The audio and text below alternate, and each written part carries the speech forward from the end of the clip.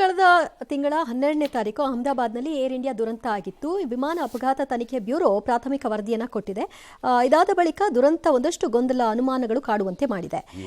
ಇದರಲ್ಲಿ ಬೋಯಿಂಗ್ ಕಂಪನಿದು fuel switch ಇಂದು ಗಲಾಟೆ ಇದು.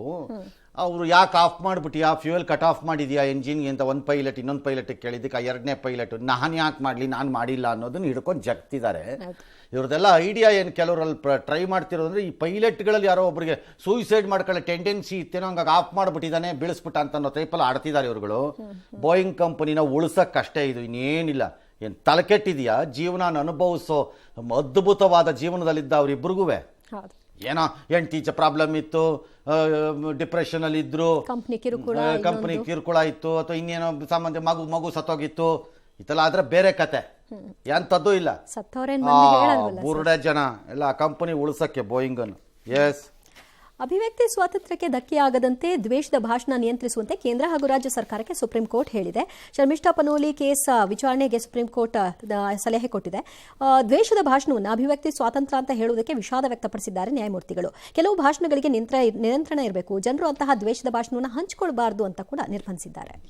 ಏನಪ್ಪ ಸುಪ್ರೀಂ ಕೋರ್ಟ್ ಒಂದೊಂದ್ಸರಿ ಹಿಂಗೂ ಹೇಳ್ಬಿಡ್ತೀರಿ ನೀವು. ಹಂಗೆಲ್ಲ ಅರ್ಥ ಮಾಡ್ಕೊಳ್ಳೋದಾಗಿದ್ರೆ ಯಾಕೆ ಹಂಚ್ಕೊಳ್ಳೋದು? ತರಬೇಕು. ಒಂದಂತೂ ನಿಜ, ಅಬ್ಸಲ್ಯೂಟ್ ಫ್ರೀಡಮ್ ಆಫ್ ಸ್ಪೀಚ್ ಅನ್ನೋದು ಇಲ್ಲ ಅಂತ ನನ್ನ ಭಾವನೆ ಇವತ್ತಿನ ಸಮಾಜದಲ್ಲಿ. ಜುಲೈ 16ನೇ ತಾರೀಕು ಯೆಮೆನ್ನಲ್ಲಿ ಗಲ್ಲಿಗೇರಿಸೋದಕ್ಕೆ ಕೇರಳದ ನರ್ಸ್ ನಿಮಿಷಾ ಪ್ರಿಯ ಆಗುತ್ತೆ. ಅದಂತೂ ಉಳಿಸೋಕೆ ಟ್ರೈ ಮಾಡ್ತಿದ್ದಾರೆ ವರ್ಷಾನುಗಟ್ಟಲೆ, ಅದಾಗಿಲ್ಲ. ಸುಪ್ರೀಂ ಕೋರ್ಟ್ಗೆ ಇವತ್ತು ಕೇಂದ್ರ ಹೇಳಿದೆ, ನಾವು ಎಲ್ಲ ಪ್ರಯತ್ನ ಮಾಡಿದ್ದೀವಿ, ಅಲ್ಲಿ ಏನೂ ಆಗ್ತಾ ಇಲ್ಲ ನಮ್ಮ ಕೈಲಿ, ನಾವೇನು ಮಾಡೋದು, ಶಿಕ್ಷೆಗೆ ಬದಲಾಗಿ ಪರಿಹಾರ ರೂಪದಲ್ಲಿ ಹಣ ಕೊಡೋ ಬಗ್ಗೆ ಮಾತುಕತೆ ನಡೆದಿದೆ ಅಂತ. ಮಾತುಕತೆಯಲ್ಲಿ ಅವ್ರ ಕಾನೂನಲ್ಲೇ ಇದೆ ಬ್ಲಡ್ ಮನಿ ಅಂತ. ಬ್ಲಡ್ ಮನಿ ಅಂತಂದರೆ ಆರೋಪಿ ಅಪರಾಧಿಯಾಗಿ ಅಪರಾಧಿಯ ಶಿಕ್ಷೆಯನ್ನು ತಪ್ಪಿಸಕ್ಕೆ ಯಾರು ಘಾಸಿಗೆ ಒಳಗಾಗಿರ್ತಾರೆ ಕುಟುಂಬದವರು, ಆ ಕುಟುಂಬದವರು ಇಂತಿಷ್ಟು ಅಂತ ನಿಗದಿಪಡಿಸುವ ಹಣವನ್ನು ಒಪ್ಪಬಹುದು. ಒಪ್ಪಿದರೆ ಆಗ ಅವರಿಗೆ ಆ ಶಿಕ್ಷೆಯಿಂದ ವಿನಾಯಿತಿ ಕೊಡಲಾಗುತ್ತದೆ. ದಿಸ್ ಇಸ್ ಕಾಲ್ಡ್ ಬ್ಲಡ್ ಮನಿ ಅಂತ. ಆ ಬ್ಲಡ್ ಮನಿ ಅವರು ಒಪ್ತಿಲ್ಲ ಅಂತ ಇವರು ಹೇಳ್ತಿದ್ದಾರೆ.